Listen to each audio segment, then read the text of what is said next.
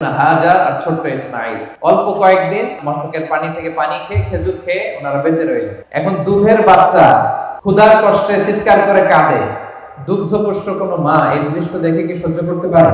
উনি পানির সন্ধানে, খাবারের সন্ধানে সাফা পাহাড়ে উঠলেন, পাশি পাহাড় জাবালে আবু কুবাইস, এটার উপরে উঠলেন। উঠে সন্ধান করলেন কাউকে দেখা যায় কিনা, পানির সন্ধান আছে কিনা, মানুষের সন্ধান আছে কিনা, গাছের সন্ধান আছে কিনা।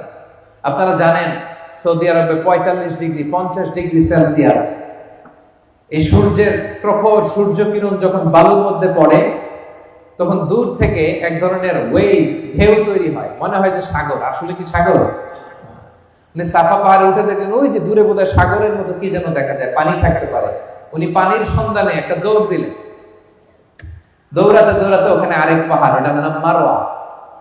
ওই মারোয়া পাহাড় থেকে ওখানে যে দেখলেন না কোনো পানি নেই, কিছু নেই। আবার পেছনে তাকালেন, দেখলেন পিছনেও এরকম ঢেউয়ের মতো দেখা যায়, পানির মতো দেখা যায়। আসলে পানি না, মরিচিকা। আসলে কি পানি মনে করে উনি আবার একটা দৌড় দিলেন। এভাবে 7 বার দৌড় দিলেন। কয়বার?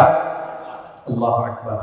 এই দৌড়াদৌড়ির দৃশ্যটা আরশের উপর থেকে আল্লাহর দেখতে এত ভালো লেগেছে, কিয়ামত পর্যন্ত এই দুই পাহাড়ের মাঝখানে, সাফা মারোয়ার মাঝখানে দৌড়াদৌড়ি করা প্রত্যেক হাজির জন্য আল্লাহ ওয়াজিব করে দিয়েছে।